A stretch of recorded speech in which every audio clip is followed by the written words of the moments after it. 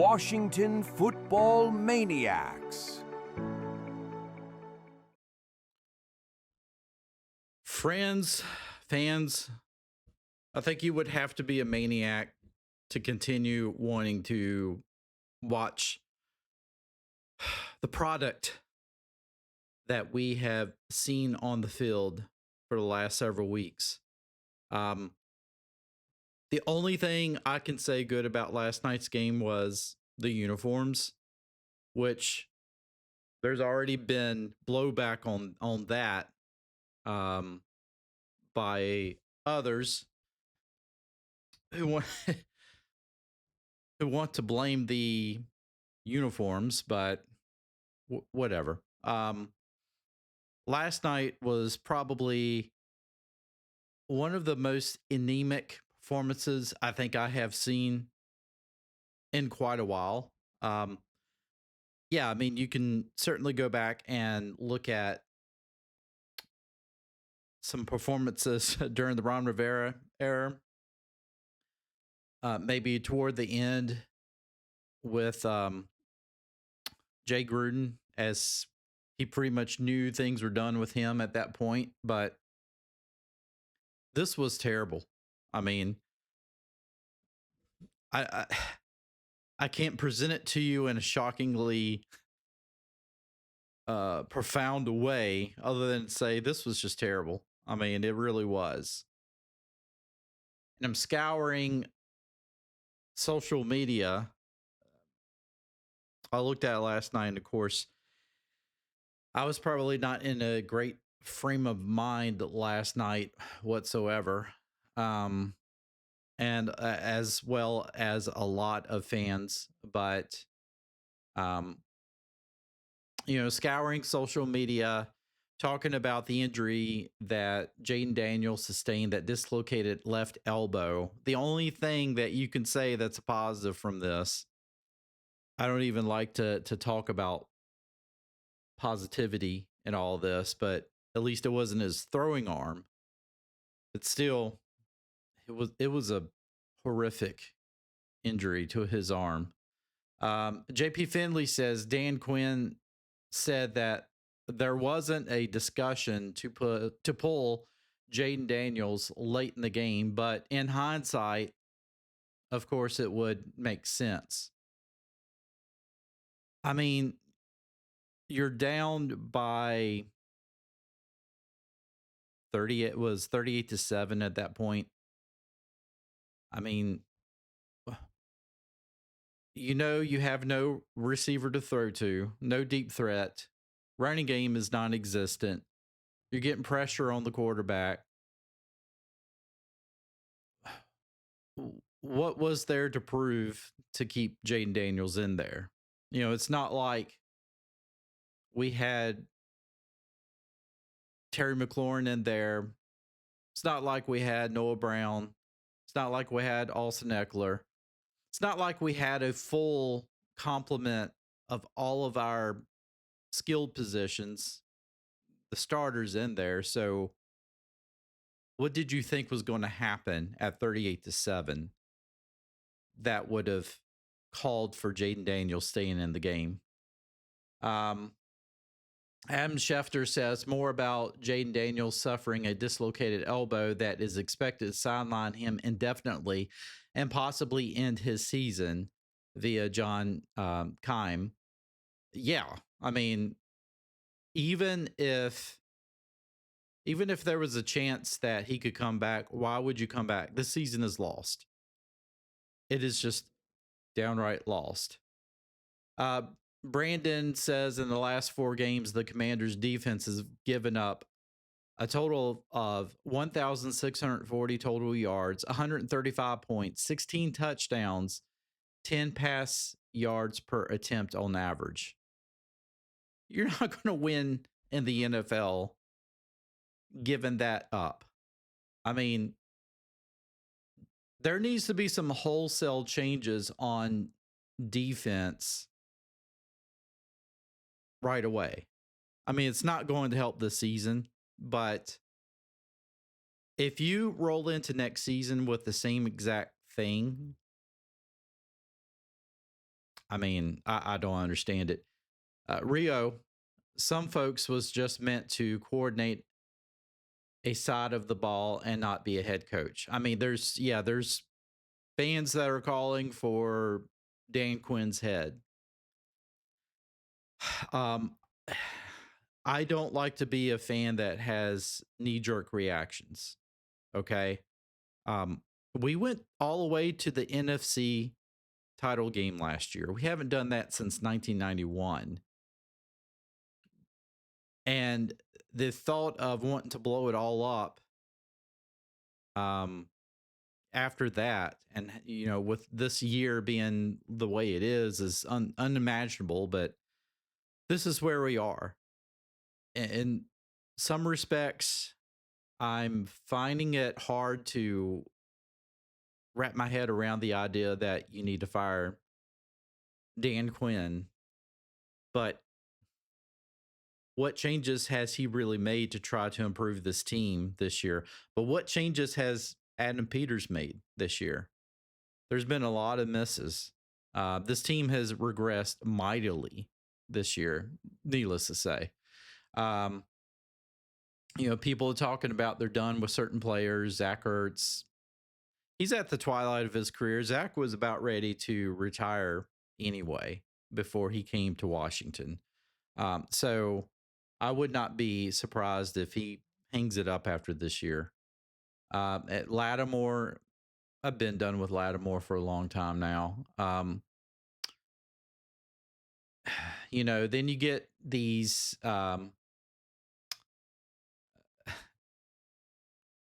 these injury specialists and whatever. Jayden Daniels' elbow dislocation injury was grotesque, but because it is not his throwing elbow, there will not be a Tommy John UCL surgery. This injury is not career threatening. I wouldn't think it would be. And depending on the associated injuries, there is a slim chance it may not even be season. No, it's season ending. Even if he could come back this season, why would he? I would not. If you're a head coach and you value your job, you will not put Jayden Daniels back in there this season. Jalen Lane is horrible. Another Peters dud. I give rookies a pass. Bill Merritt has not done anything in the last few weeks, but maybe it was not time for him to really do anything. Jalen Lane is a rookie. I give these rookies a pass. You don't give up on a rookie after one season. My goodness. Dan Quinn was asked if he considered, again, from Grant Paulson, if he considered not having Daniels in the game down by 31 in the fourth quarter. Not at that space. You don't want to think that way where an injury can take place. I've seen so many other coaches pull their starters knowing that the game was over. And they talk more about the dislocated elbow. John Keim has an article on it. I would never have imagined that the Super Bowl air jerseys would have brought us to the body bag game. Yeah. Yeah, that I remember that game vividly. And of course, more doctors discussing the elbow injury of Jayden Daniels. You're going to see this a lot.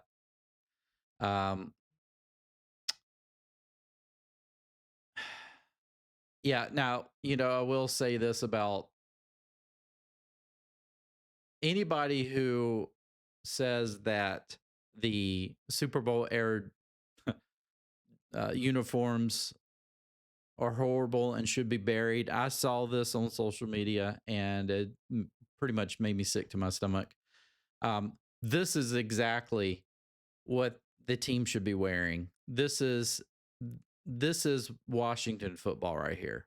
Now, yeah, Washington football right now stinks, but this blows the gradient crap that we have right now completely away. This is a much superior look for a uniform. Don't tell me anything different. I mean, that's just it.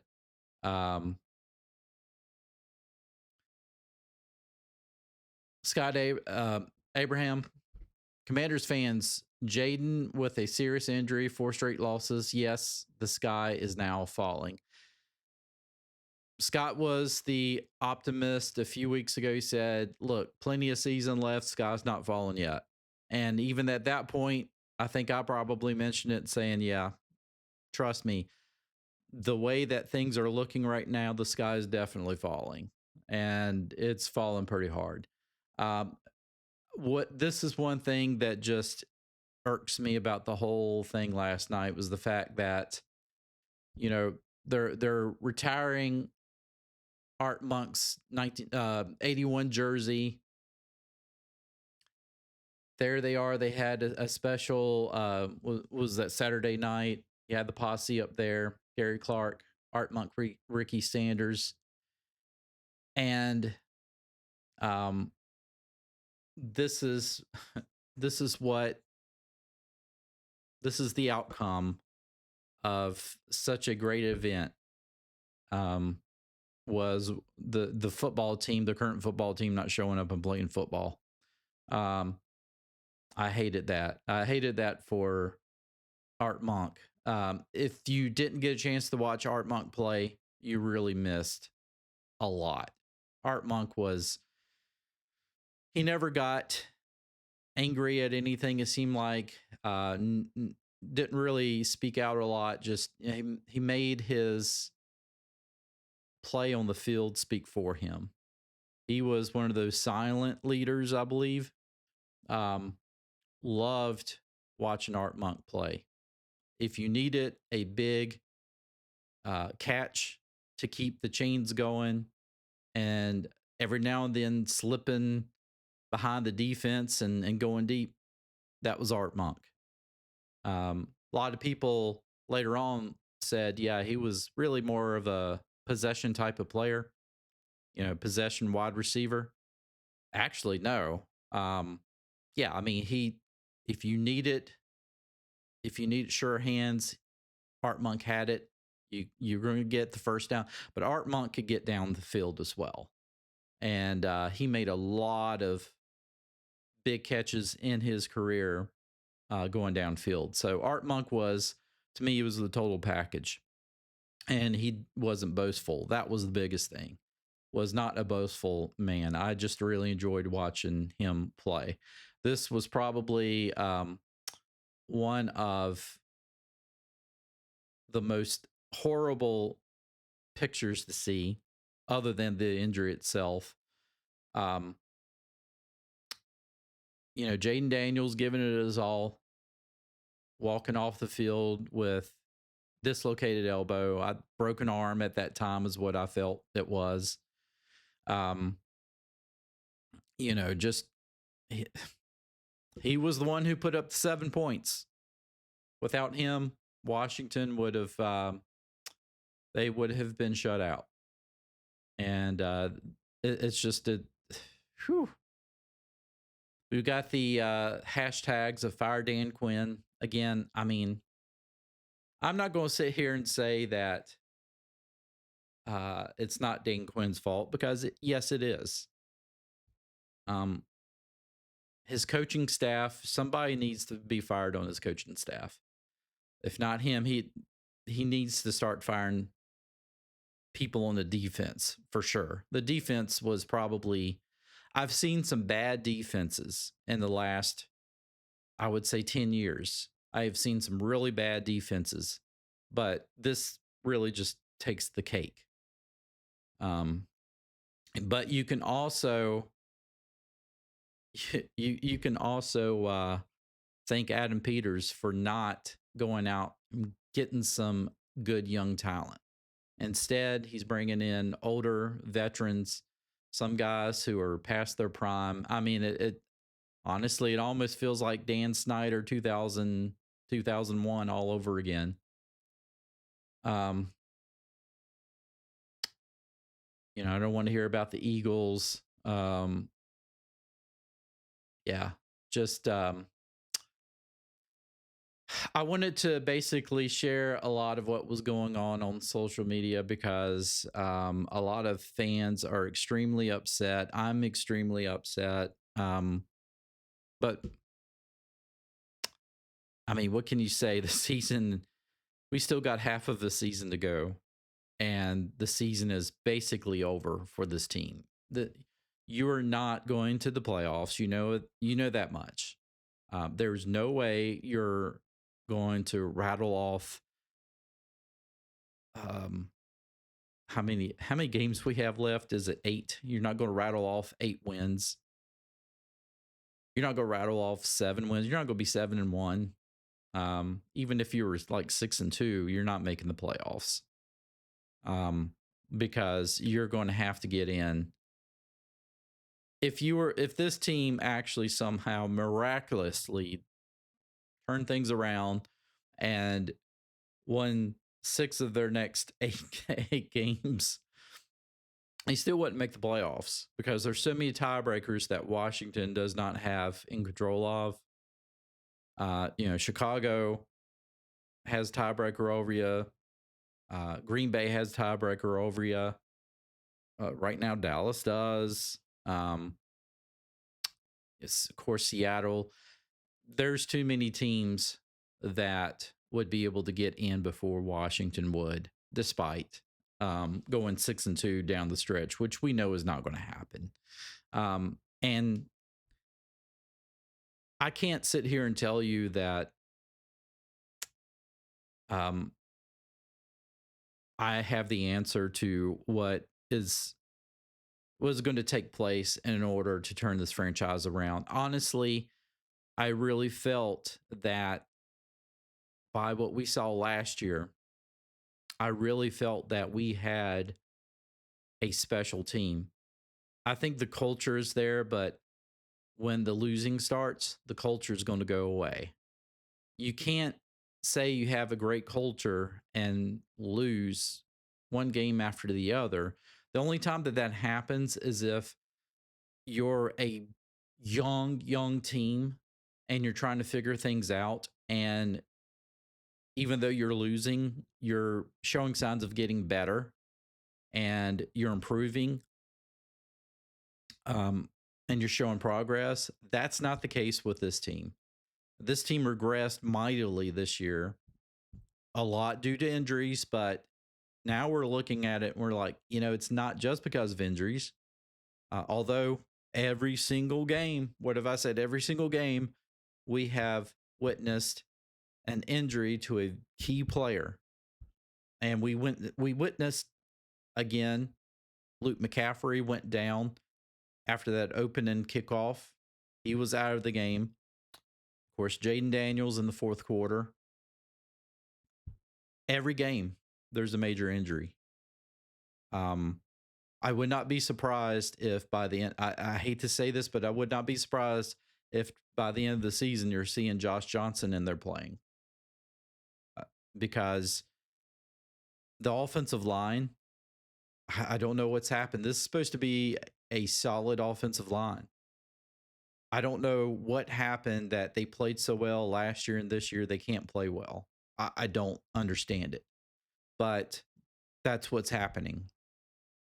Jayden Daniels was running for his life last night, partly because he had no receivers to throw to. Deebo Samuel is not a deep threat. I don't even think you see him on the team next year, to be honest with you. I think this whole team gets blown up at the end of the season because I think if you're Adam Peters and Dan Quinn, you realize, we can't, as much as we want to feel like we were ahead of schedule and we were right there, last year was really just, it was a mirage. It was just one of those fluke things. I hate to say that. All these other fans of other teams just raveled in the idea of, your team was a fluke last year. And we were like, this team was too good to be a fluke. And it is so weird because outside of a Hail Mary, Washington really played so well in all of the other games. all the games they won last year, they played so well. And you don't look at that team as saying that that's a fluke team, because they were starting to. It was an easier schedule last year. Some people would be like, "No, it wasn't." I was like, "Did you see our schedule this year? Compare it to last year." In retrospect, it was a much easier schedule last year. Don't tell me it was a hard schedule. It was not a hard schedule, but it was not a schedule that anybody expected Washington to necessarily win 12 games from. But it was not the schedule that we've had this year. So just cut that out. Other than that, you blow up the team. You do, because you need young, hungry players in there. You need some young, hungry players. You need to really rebuild the trenches. I mean, I honestly thought that we were going to have one of the best offensive lines, especially when Sam Cosmi came back. We don't have that. So you blow it all up. You really do. You start rebuilding that defensive front. You go out and get some young guys for the secondary, some young guys, linebacker. You blow up that defense. You really do. Maybe you don't have to blow up the offense as much. You do have some good players on offense, but the defense you need to blow up. Just you start with the defensive coordinator. Joe Witt Jr. needs to be fired. I will tell you that. Joe Witt Jr. should not be here next year. If he is, that means that Dan Quinn, if he is in fact here next year, that's going to be his last season, unless they do some repeat of 2024. But I mean, what can you say? I'll tell you this.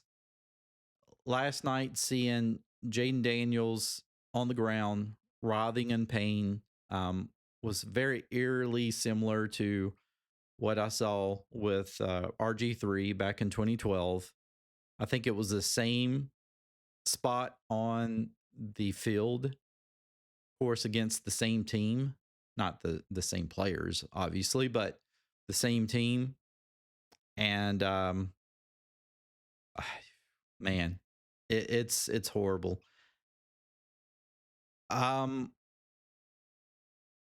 My thoughts here before I leave. I'm not going to blame this on the uniforms. The uniforms was the only positive thing last night. Uniforms rocked. That is exactly what Washington should be wearing. Enough of this Commanders crap that they have.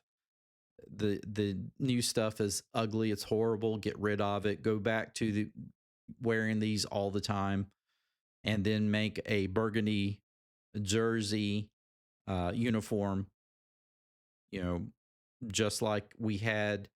Maybe you can do, if you like the gold pants, do that. Otherwise, I'm good going back to that. But otherwise, don't blame it on the uniforms. Blame it on the coaching. That's square one. Coaching, Dan Quinn deserves a lot of blame. Adam Peters deserves a lot of blame for not having a team built the way it should have been built for this year. I'm not saying that he should have built a Super Bowl championship team this year, but excuse me. Obviously, he mistakenly thought that the team was further along than what they were, and he went out and just basically found guys he felt like he could win with now, as opposed to building for the future. He needs to look at the future. And that's really, honestly, that's about it.